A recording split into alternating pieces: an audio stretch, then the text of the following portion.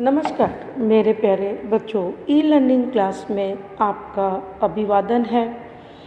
कक्षा 12 विषय हिंदी के पाठ्यक्रम को आगे बढ़ाते हुए व्याकरण विभाग में उपभोक्ता न्यायालय में शिकायत करना, यह टॉपिक आज आपके समक्ष प्रस्तुत करूंगी मैं। उपभोक्ता संरक्षण अधिनियम के तहत राष्ट्रीय, राज्य एवं जिला स्तरों पर विभिन्न उपभोक्ता मंचों की स्थापना की गई। उपभोक्ता यानी उपभोग करने वाला, जिनमें उपभोक्ताओं की शिकायत के लिए सरल, शीघ्र तथा कम खर्चीला निवारण प्रदान करने की व्यवस्था की गई है। यह सिविल न्यायालय की तरह कार्रवाइयों की साधारण प्रक्रिया का एक विकल्प है। प्रस्तुत पाठ में उपभोक्ता मंचों में शिकायत दायर कराने संबंधी संपूर्ण जानकारी दी गई है। तो अब आगे हम लोग उपभोक्ता शिकायत निवारण की व्यवस्था, उपभोक्ताओं की शिकायतों को सरल ढंग से कम खर्चे में और जल्दी निपटाने के लिए विशेष व्यवस्था की गई है। यह व्यवस्था जिला, फोरम, राज्य उपभोक्ता विवाद निवारण आयोग तथा राष्ट्रीय उपभोक्ता विवाद निवारण आयोग के रूप में है। यह एक सिविल न्यायालय की तरह कार्रवाई साधारण प्रक्रिया का विकल्प है। अब शिकायत दायर करने का अधिकार, किसी वस्तु या सेवा के बारे में किसी भी ग्राहक को पंजीकृत स्वयंसेवी संगठन, केंद्र या राज्य सरकार समान शिकायत के लिए या एक से अधिक उपभोक्ता तथा उपभोक्ता के कानूनी वारिसदार को शिकायत दायर करने का अधिकार है, पर कोई पावर ऑफ अटर्नी धारक व्यक्तिगत शिकायत दायर नहीं कर सकता। अब आधुनिक सेवाएं क्या है?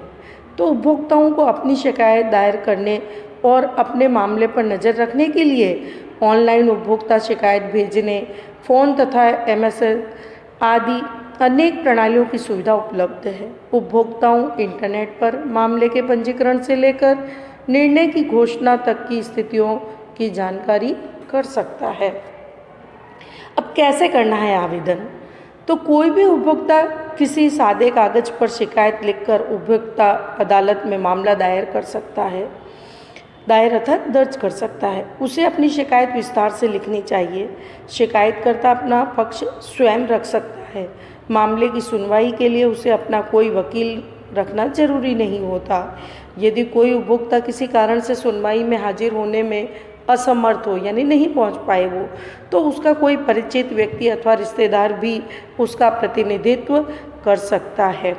यदि मामले की पैरवी के लिए वकील रखना जरूरी हो तो वकील भी रखा जा सकता है। अब दस्तावेज, उपभोक्ता को आवेदन पत्र के साथ जरूरी दस्तावेज प्रस्तुत करना आवश्यक है।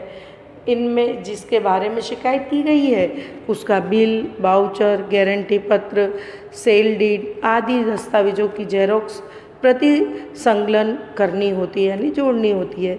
इसके साथ एक शपथ पत्र देना होता है जिसमें यह लिखा जाता है कि मुकदमा पूर्णतः सत्य साक्ष्यों पर आधारित है, यह किसी दुर्भावना से दायर नहीं किया गया है।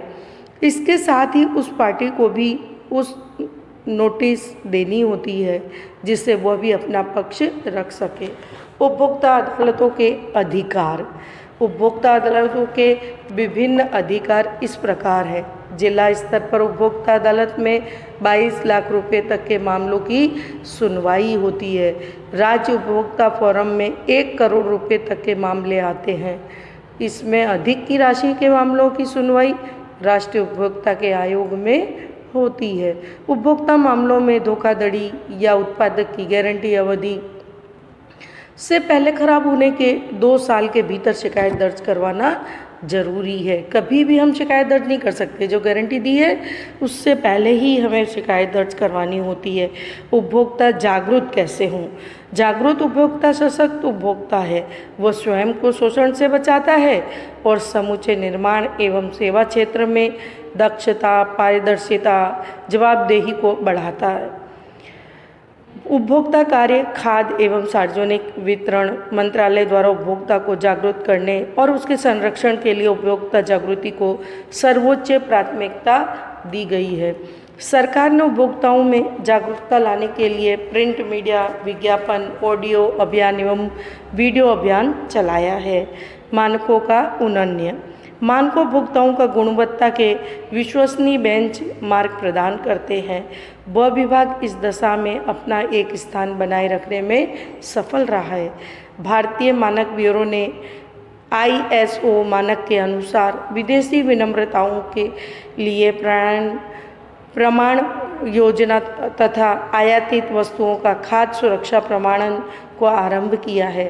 स्वर्ण, आभूषण एवं रजत से बनी हुई वस्तुओं की हॉलमार्किंग के लिए प्रमाणन की योजना उपभोक्ताओं के हितों की रक्षा के लिए BIS का महत्वपूर्ण योगदान है।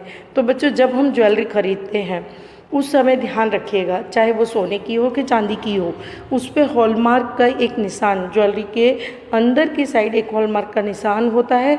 उससे हमें पता चलेगा कि यह ज्वेलरी की असलियत कितनी है, सोना कितना शुद्ध है, 22 कैरेट का है या 916 का है। तो वो ज्वेलरी पर होना बहुत ज़रूरी है, नहीं तो हम अपनी शिकायतों को भी दर्ज कर सकते हैं। तो ये हुआ उपभोक्ता न्यायालय में शिकायत दर्ज करवाना।